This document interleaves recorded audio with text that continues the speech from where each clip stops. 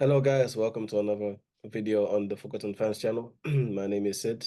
I'll be your host for today, and I'm joined today by my friend Cams. Cams, how are you?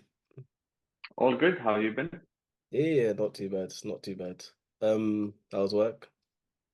Yeah, all good, all good. Been a good day now. I'm ready to get into today's topic, Yes, which you can yes, introduce to our followers. yes. Today's topic is going to be about dual nationals. So we're going to be talking about players that have had the opportunity to play for multiple national teams. Usually in Europe and another, one of our continental teams, either Africa, Asia, or South America. We're going to talk about a range of cases and give our opinions on them. Um, we'll talk about people that either into have already chosen which national team to play for, others that have taken so long into their careers before they've decided to actually play for even African or Asian or South American team. And we're going to talk about the people that have chosen to change their national identities or nationalities straight away. Not national identities, but their national which their national team they want to play for from a very Mm. young age. And yeah, like I said before, we're going to give our opinions on all of them. Um so yeah, Camps, what do you Well, yeah, it is quite different from each continent to another in terms of people switching and potentially the reasons why. Because I have noticed that even across history, when you look through the African players, there are many African players that went on to become stars in Europe. Um, and you couldn't potentially say the same about certain Asian players. So if you are to list the best Asian players in history, you probably associate them with people that have played for their national teams in Asia. yeah. But then there are some of the best ever African players in history. They actually represent European sides. Yeah. Yeah. So yeah. So Yeah, there go is on. that. And then South Americans um, is another one that's interesting because they do seem to stay in South America, and their best ever players such as Messi, Maradona, they Pele, they all played for their countries. Yeah. Yeah. And just touching on the South American topic with South America, because we're obviously both neither of us is South American. And our South American guy isn't really available at the moment. We can't really go into it that deeply when it comes to South America. But we can obviously talk about different cases such as for example, Jorginho, who's eligible for Brazil and Italy, and obviously we know he chose Italy. There are the Alcantara brothers who could play for either Brazil or Spain. One of them actually played for Brazil, and one of them played for Spain. There's the more recent case like such as Martinelli, who could have played for Italy as his brother. I believe his dad is has a Italian passport. He could have played for Italy, but obviously he plays for Brazil. And yeah, just cases like that. We would love to go deep into those cases, but because we're not South American, we don't really know how South Americans feel about it, even if we don't even know if South Americans think about it as much as Africans and Asians do. We don't know if it's a bigger topic as big a topic as it is with Africans and Asians. And obviously, we don't know how, like I said before, we don't know how South Americans feel about it, so we can't go too deep into it, which is unfortunate. So, we're definitely gonna have to make another video like this with a South American guy who can give Yeah, us the lowdown on the from the South American point of view. So to start, we're gonna talk about the players that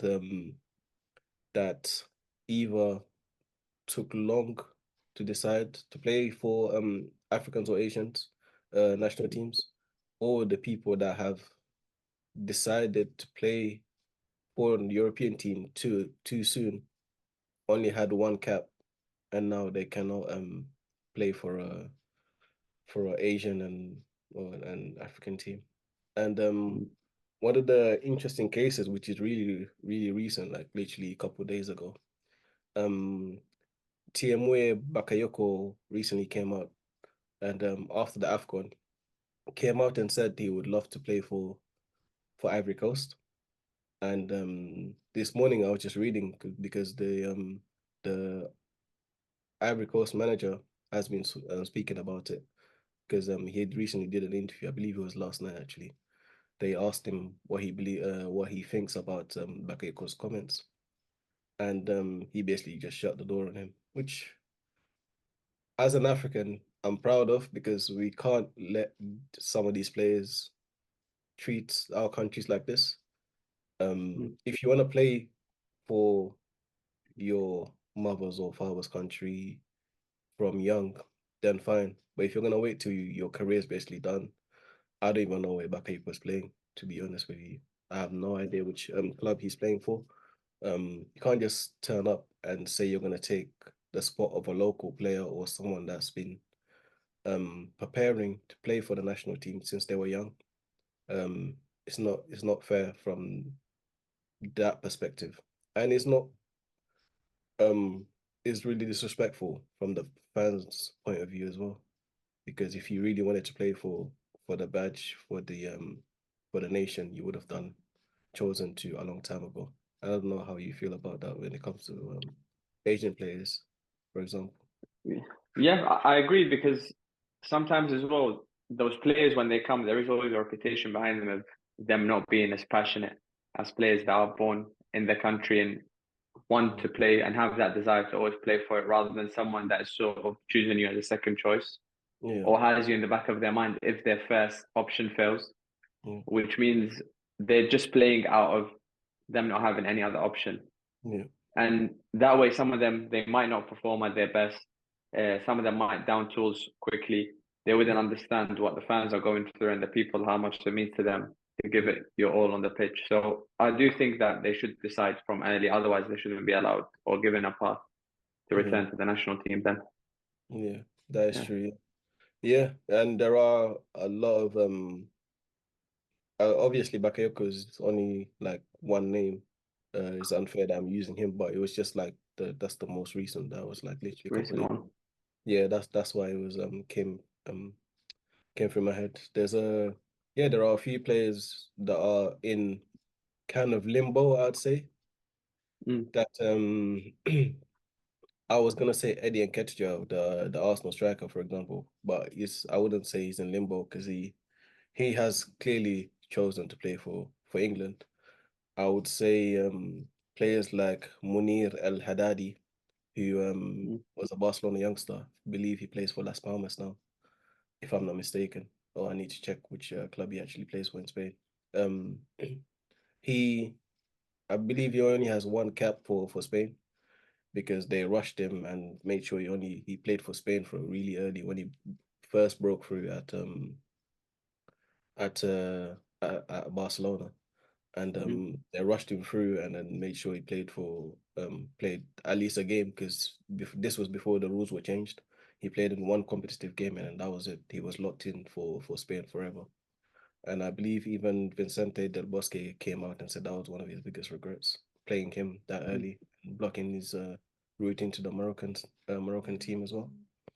And yeah, cases like that are really unfortunate because it's not just him. It's happened to a few players like Bafetimbi Gomis as mm, well.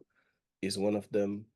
Um, Zaha, who's really really lucky because he could have been one of them as well. He did play for England, but I believe it was a friendly, and this was mm. after the rule change, so he was lucky enough to be able to change his nationality. Which, So, yeah, yeah, yeah. So there are these cases as well um which are on players that are really players face when they're really really young with these choices to make. So it's hard for us to judge sometimes on what's going on within them. mm, Some of them really want to play for the country they were born in and grow up, and some obviously want to play for um for their mothers or fathers national mothers, yeah. teams. Yeah, And there probably is some pressure on them sometimes from either parents or relatives or people from close to them from within that would pressure them, let's say, to choose someone when they have someone else in mind. Yeah, So it is difficult when you are born in a country outside of your country at times because you might feel like you can represent them. But then some of them do look at it from the point of view of, will they have the ability to ever make it yeah, into their national team? And mm, an example that may be used for this, he did choose Iraq early with Zidane Iqbal for Manchester United yeah, before, now he plays in the Eredivisie. He had the option to choose between Pakistan, Iraq, and England, yeah, and he made his choice early to play for Iraq national team when he was 17. yeah, Um, and for him, potentially, he might have known that England would have been a far chance, yeah, like Kobe Mainoo now, for example. yeah. See what he would choose because he had the choice between Ghana and England.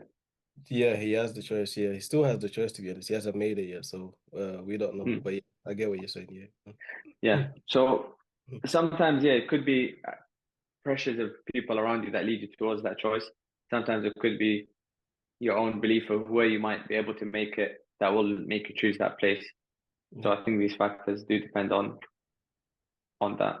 Yeah, yeah. There are a lot of factors, like you said. There's also financial factors because at the end of the day, Yeah. these players are doing their jobs, and obviously Mm. playing for a European nation would mean you will gain a lot more, not just because of what the national team themselves give you, the everything that comes around it, like the sponsorship deals and all that stuff. And Mm. you'll be favored in the country you're playing in because clubs would more be open to buying a, let's use England. Homegrown. Yeah, yeah, yeah. Not just homegrown because everyone they are going to be Yeah, homegrown, from youth. but people want to have a English national in their team. Mm. Even yeah, even if you're homegrown and you play for, I don't know, Nigeria, like Iwobi, for example. So yeah, there's also those factors, the Mm. financial factors and the factors that you'll be favored by certain clubs because you're a certain European nation. Um, Another major factor that we don't talk about enough, but we do talk about it, but for me not enough, is the fact that the AFCON and the Asian Cup is in January. Because I Mm. know certain clubs, certain managers especially, don't buy um African players. I don't know if it's the same for Asians, but I'm sure it would be. They wouldn't buy African players or Asian players because in a specific summer because they know after 6 months they'll be going No, become. to their year. And we've seen recently that unfortunately players have been writing into their contracts or having gentleman type deals where they're not writing into their contracts, but they're just like, yeah, yeah, shake your hand. This I'm not gonna go to the AFCON Mm. because yeah, just so that you sign me. Like that's really unfair on African nations and stuff like that. But And there is also, sorry to cut you off, there's an issue as well with some players, for example, like Takehiro Tomiyasu in this latest Asian Cup, where the national team has their own interest in mind rather than the club's interest. So they did play him through an injury, which made his injury worse returning. And clubs would have that in mind because the national team would want what's best for their team, and they yeah, wouldn't think about what his career would look like after for his club for the rest of the season. yeah, So, yeah, yeah. So all these factors, yeah, you can see why national not the double nationals would think twice mm, before they choose a African or Asian team or South American team because all these decisions come into play. mm, But still that doesn't negate the fact that you should still make your choice from early to choose where you who you want to play for and when you want to play for. When mm, yeah, who you want to play for and when you want to play. And yeah, yeah, make that choice final from early. I'd say from early. if we reach like 22 or something. That'd be the best time. Yeah.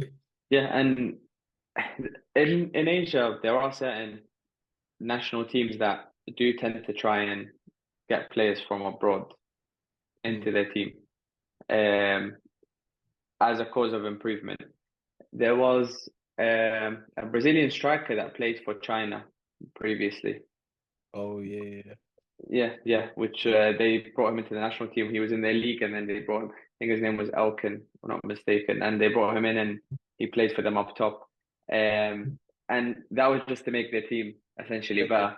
They Um, actually there was before. Sorry, before you sorry for yeah, interrupting.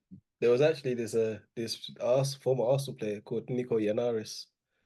mm, He was obviously born here, grew up here in England, and went to China to play. And I believe he changed his nationality. I don't know if he plays for them though, but I believe he changed his nationality so he could play for the Chinese national team. But I don't know how that went. But yeah, so what you're saying, yeah, yeah, it's true, yeah.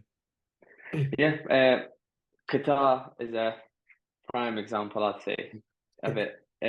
They do have a lot of players such as their starman and Moise Ali, who's Sudanese origin. They have a Yeah, centre back, Bassam Marawi, who's Iraqi origin. yeah, Their right back, Miguel Pedro, who's from Cape Verde, and they yeah, have many others across the team. But it has won them two Asian Cups in a row. yeah. Those So are you could see the yeah, positives of it, even though it can be seen as a negative thing, and we have said potentially some players might not feel the passion of the team or the yeah, nationality, but then there is an example where it has worked in Qatar of them yeah, winning.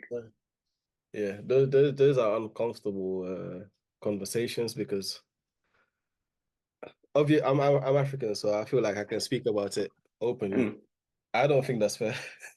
I don't think it's fair for the richest nation. Mm. Say in Africa, for example, like one of the richest nations in Africa is I don't want to offend it.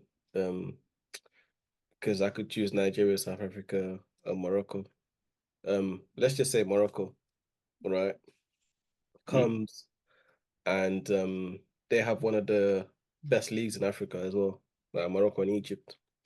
Say Mm. they get players abroad from abroad and pay them silly amounts of money to play in their league, and Mm. then after like 5 years when they're eligible for like a passport, I don't know how long it's gonna take. After eligible for a passport, give them a passport and then they start playing for their national team, and then they become this super team in Africa. Like that's yeah, I would feel a type of way if that was to happen in Africa as well. Mm. And yeah, for me that's unfair. There has to be rules brought in to stop stuff like that from happening. You can't I can see in some ways why it would be a good thing, but for your whole team that to be like Mm. that, that's I don't want to use the word corruption, but it's for lack of a better word, I'm gonna use the word of It's, corruption. yeah, it's unjust, we could say. Yeah, it's unjust. Yeah, Yeah, yeah, yeah, yeah, yeah. unjust. That is very Because, unjust. for example, let's say Brazil or Argentina, let's say, or even England, France, there's a lot of national teams that do produce a lot of players, and you can only have 25. Mm, So anything above that, there could be some players that are really good, but then they can't make those 25. mm, Some, as you were saying, some teams potentially in Africa nations and Africa or nations in mm, Asia who are rich, they can bring those in, yeah, these players that could have been fringe for that national team, but then they know they're going to be stars and stars for yeah, that team, yeah, and then give them the passport and then make them play for their team. yeah, yeah. No, it's not fair because Mm, look at the Egyptian team now. If the mm, Egyptians if they could get another midfielder and a few other defenders from their league who are foreigners mm. and give them an Egyptian passport, I'm sure they would do it and they'll become one of the best, if not the One best of the team. best. Yeah. Mm, So that would not be fair. But then again, I can see it from the other point of view as well. From like if a player has been there for, I don't know, 10 years, say they were there from since they were like 16 mm. or 17, and they've been playing in the In the league league for that long. for that long, yeah, yeah. And at 25. they know that they can't play for the country they were born in, and they choose to represent the country their adopted country. I can see why that player would feel like they should have the right to do that. Mm, But for a player to come into the league at like say 22, and then by the time they reach, I don't know, 27 or 28, they get a passport and they're one of the best players in that region, mm, say Africa or Asia, and then they play for a national team, um, for that country's national team, and make them the best team in the continent. Yeah, that would be unfair. That is mm. unfair. Yeah, that is unfair, and it shouldn't be Yeah. happening. In my opinion, it shouldn't be happening.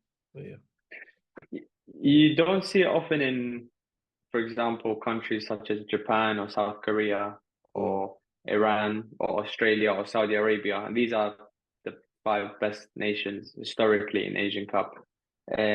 But recently it has been the case with Qatar Yeah. that I they've mean, gone through that you route. see it anyway. That this Mm. it's a new thing because before, It's a new way. Yeah. yeah, it's a new way because the thing I explained is stuff that's been happening for generations where Mm.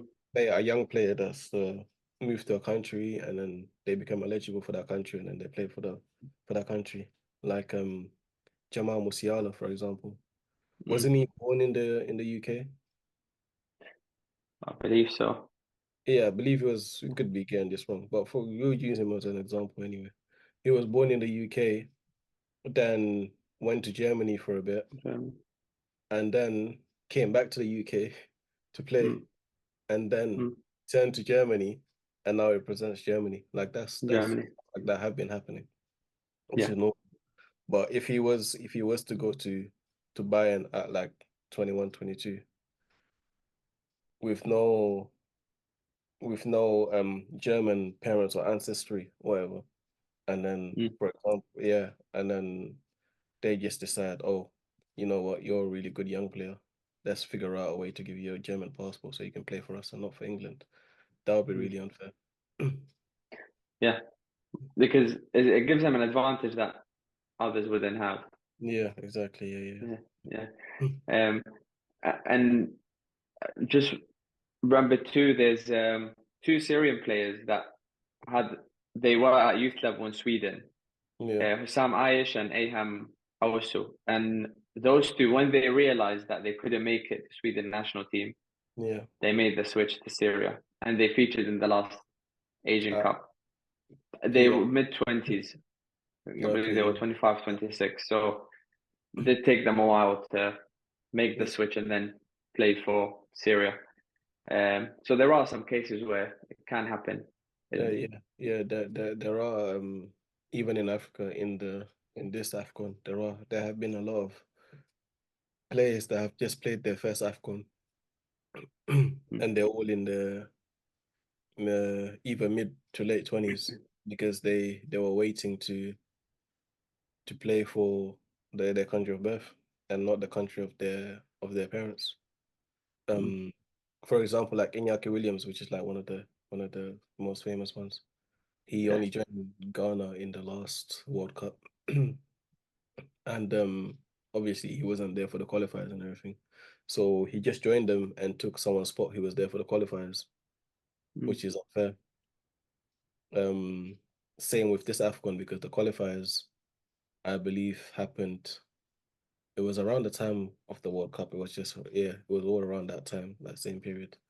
And yeah, they basically they played into the team. One, they didn't contribute as much as someone else that was there before them did, and that person, whoever it is, missed out on that. There are others as well. Um, I'm gonna dig out Seko Fofana as well. mm, He played for Ivory Coast, one of the winners, one of the best players in AFCON that do choose their country, their parents' country, but then treat them with utter contempt because this mm. guy he's missed so many games because he just didn't want to go. There was no other reason, no injuries, no club saying no, Just stay didn't feel like. he Go just on. didn't feel like going. He'd be like, "Oh no, I need a rest. I can't Mm, go. I can't do this. I can't do that." And missing the qualifiers again. Once the team is qualified now, and it's time to actually play a major tournament, he's there, ready, fit. mm, Now, the person that was there playing ahead of him, he's either on the bench or he's not there at all because he's just one of the best players they have. Another example of it being unfair and players like that, you can tell they're not for yeah, you can tell they're not playing for the badge, they just play because they want to play. And yeah, well, they want to feature in the big they tournaments want and to be in the feature headlines. yeah, exactly. Yeah. And players like that. I'm just using him as an example, but there are other examples. And Mm, yeah, players like that shouldn't be given the free access and free will to join and leave whenever they want. yeah. In my opinion, yeah, And I don't know if it's the case as well in Africa, but in Asia, there is a well, it does occur sometimes when players from abroad that play in European League and then they get called up by the national team and they go. The players that play within that national team's league or within, let's say, Arab nations, for example, they wouldn't be a good relationship between them and that player that came from abroad. yeah, Um, and some of them would see it as, oh, he's not actually one of my countrymen, or he can't speak the language as good as me, or he doesn't feel the same passion or the same desire as I do for the yeah, players, and this sort of creates a bad relationship between players within their own camp yeah, because there's yeah, division between the players that play abroad yeah, and then the players that play in the Asian Champions League, for example, for the teams yeah, there, yeah, and yeah, so do you yeah, have the same? yeah. With Africa, um, I believe it does happen. I haven't given Mm, it that much thought, but I do believe it does happen. I believe stuff like that more come out when you're losing. mm, That's when people start pointing fingers at the people that were not born in the country, like, oh, you're the reason there's no passion, show more passion, this and that. And the players that are born into the country, know the language and everything, the culture, like you said, mm, those players are usually protected by the fans because they don't feel as they don't have a reason to believe that these people don't feel the same passion as them because obviously they were mm, born there, raised there, so they love their country as much yeah, as them. Um, mm, unless a player is there, born, raised, all of that stuff, but shows this type of arrogance because they got money for whatever reason. Unless they that, usually um teams would feel more fans will feel more close to players that were born and raised in the country. And there is a distance between the players that are born abroad until they win something mm. or And you can see it until they achieve something achieve major something. with with the Yeah. national team. Yeah. Someone that just came to my mind, you could see it with is Mohamed Salah, how they put a lot of pressure on him ever since his move to Liverpool. Yeah. Where Yeah. if they lose, it's because of him, and if Yeah. they win, then no one would say anything. Yeah. Yeah. Yeah, yeah. So they just put it all on that player that plays abroad, and sort of Yeah. this. Well, he is their star, but they put a lot of emphasis on that because of him Yeah. being abroad. Abroad. Yeah. Yeah. Yeah. Yeah. Yeah, Yeah. Yeah. yeah. With Senegal particularly, we don't really have that many. We used to have like one or two that would play locally, but now obviously everyone's plays abroad, so they can't use that card anymore. So Mm, so yeah. But I do believe it does happen in other nations where or they have a lot of local players there and some abroad, obviously. And yeah, the players abroad will get it more than the players that play at home. So yeah, play it that's to them. yeah, that's true. So we've spoken a lot about the negatives and the fact that some players take way too long to choose who they want to play for, and the fact that other players choose to play for our nations when it's too late in some senses. In some sense, Mm. like the Bakayoko example and others that are trapped in some sense because they already played for a national team and they can't change.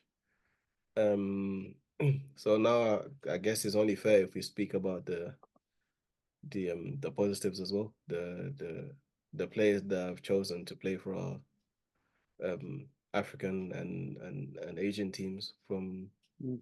a very young age, and I would like to start from um Ilias Akomash, who this was really recent as well. That's why it's in my mind, fresh in my mind. He's he's a Moroccan, I believe he was born and raised in Spain. I need to check that, but I believe he was born and raised in Spain. Um, yeah, he plays for Villarreal. He's a winger. I believe he's 20 or 21. And he recently came out and said he wants to play for Morocco. Like he's starting for Villarreal. He has every chance Mm. to believe that he can play for the Spanish national team. But he's come out and said it's been his dream to play for Morocco since he was young. His whole family have known this, and yeah, he's declared that he's gonna play for Morocco from really really young, which is was unusual, but nowadays it's becoming more and more, more and more common. It's happening more and more. For Mm. example, there was an Algerian player as well, Fares Chaibi. He plays for Eintracht Frankfurt. Um, I believe he's also like 21 or 22, and he's starting playing every game, so he has every um he would have every believe to confidence to believe that he can play for France. I believe he was born in France. And yeah, but yeah, he's chosen to play for Algeria. And Mm. I see that he's pushing some of his teammates to choose their their parents' teams as well, which is funny to see. Yeah. Yeah, but yeah, it's really good. It's changing. I'll probably give props for players like I don't know Ashraf Hakimi for starting this, I guess, and Koulibaly because they're big names. They were playing for big clubs. They could have played for the French national team or the Spanish national. They chose from early to play for their parents um yeah their parents home countries, and they chose their hearts and not the money, not the fame, not the what's it called, not the sponsorship deals and all that stuff. Yeah. Yeah. There's an example for is Saman Gudus, the one that plays for Iran Mm. national team in That's- Brentford. yeah. He was born in Sweden Mm. and he could have represented them, but then chose early to be with the Iranian national team Yeah. and stuck with his nation. There's an example of Omar Abdurrahman who played for UAE. He's actually born in Saudi Arabia, but Mm. he was from Emirates and he played for Emirates and he's one of their best players historically as well. This year there was Doski, the young left back for Iraq, that was also born in Sweden and then Mm. chose to play for Iraq from early. And also we mentioned earlier Zidane Kabal who Yeah.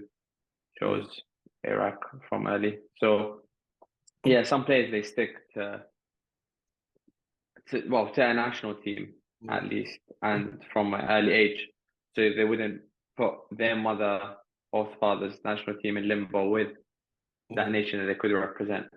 Yeah. Yeah. Yeah, it's So interesting you chose Sweden because um I saw there are a lot of Somalians that play in the national in the not national team in the Swedish league, and a mm, lot of them have the opportunity to play for the Somalian national team, mm, but they're all delaying and delaying and delaying, waiting to see if they can make the Swedish national. Swedish. Yeah, yeah, yeah, which is really unfortunate because I didn't know that until like a few weeks ago, and I'm Mm, learning more about like East African nations and the players they have all around. So yeah, if those players actually choose to play for Somalia, who knows? They could potentially get into get to play in AFCON. I believe they've never played in AFCON. I need to check that as well. fun, yeah.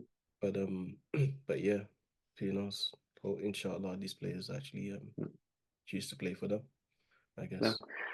Uh, And you notice it mostly with a lot of countries that, let's say, are in political disarray or have trouble within, where people go out of that country and go to these foreign countries. Mm, Um, and that's where they're born, and then they play their football, and then they have that choice to happen.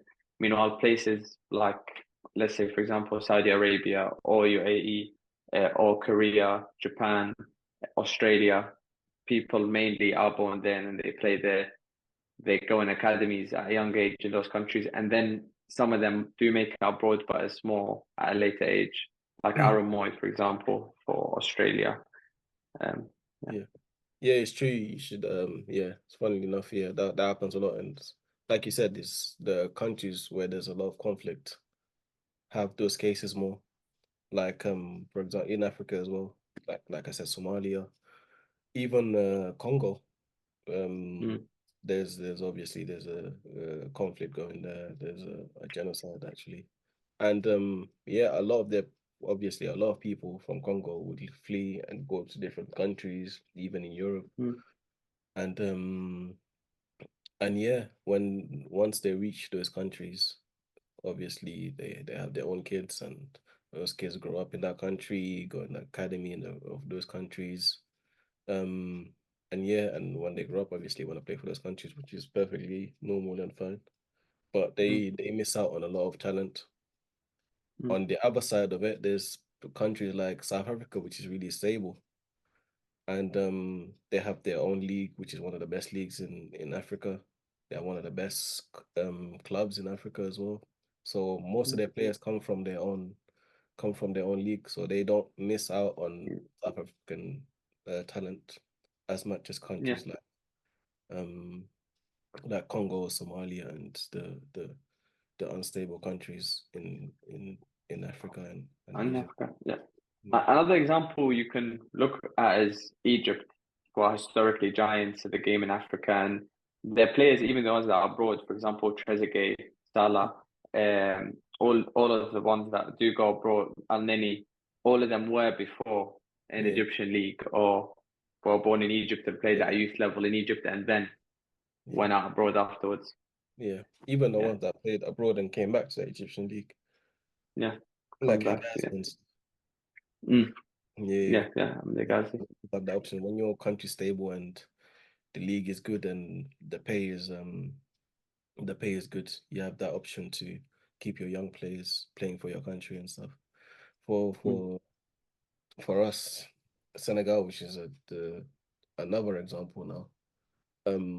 Our one's a bit different to all those countries where you can stay in your country or you're born in a different country. With us, now we're having a lot more talent come from our country, come in our mm, country. But with us, the difference is they come out of our country when they're 18 and they play mm, in European leagues. So we have the advantage of them playing in European leagues, but retaining the right, not the right, but they're most likely going to choose us to play for us because before they're able to play for the other national teams, if they're good enough, they would have played for us already. mm. So they leave at 18, play in a European league.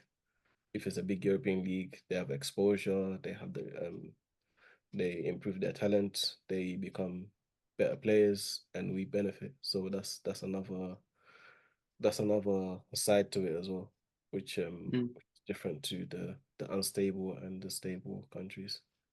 And Yeah, yeah, because our league isn't as powerful financially as like the South African league, for example. yeah, So we can't retain them in our own country, so they go abroad, which is like it's still fine if they play for us. yeah. If they choose it at the end, yeah. Yeah. Um, yeah, and because sometimes with some players, like for example, when I mentioned Omar Abdurrahman, he's an interesting case because he was born in Saudi Arabia, chose to play for UAE, and he played for big teams in Asia. He was going to go on trial for Manchester City at the Okay. time to sign for City. but then Yeah. there was some visa complications Okay. that meant that he couldn't make it. Yeah. Same had happened before to Nashat Akram for Iraqi national team. So some Mm. of the players they wouldn't have the opportunity to go abroad because of Yeah. visa complications or countries not accepting them to Yeah. come, Yeah. yeah, from abroad. I guess Mm, I guess that is unfortunate, to be honest, mm, because or if they go to a European club with the whole setup and the coaching and the money, it'd be more beneficial for them. And mm. usually when that happens, they do tend to represent their home country where they're from. Home Because country. so yeah, because they were born there, raised there, they know the culture there, so they Mm, do tend to represent their home country and the visa stuff they need to. I don't know if I don't think FIFA can do anything about that. I think that just depends on the yeah, country. small Yeah, countries. yeah, that's political stuff here. So Yeah, yeah, unless they do a player's visa or something of that sort, which then would make yeah, sense. but even with that, people abuse it. So Yeah, so then that's the issue. There's yeah, always there's always reasons why things they might will happen. they haven't done it. Because people would always abuse it, which is unfortunate, but that's Yeah, humans for you. So yeah, but yeah, yeah. we have had a really good conversation on about the Mm, dual nationalities, different topics. Maybe we have missed out some things to say. You guys can tell us in the comments or message us directly, privately in our social medias. We have an Instagram and a Twitter page where you guys can message us, and obviously we'll do our best to reply back to you. But yeah, thank you for watching. Thank you for engaging in our conversations. Hopefully you benefited from this conversation, and hopefully you've learned something new that you didn't know before. And yeah, if you think we missed out on something, let us know in the comments. We'll definitely talk about it in the next one we're gonna have, because we definitely have to have another one. And yeah, thank you for watching. Hope please share this video because it does really help. Put on your notification bells on as well, please. That way, whenever we drop a video, you would see the notification and you get to enjoy our lovely videos and our lovely mm. conversations. But yeah, having said that, I'll let you guys go now. Thank you for watching, and please like, share, and subscribe, and we'll see you in the next one. Okay, bye.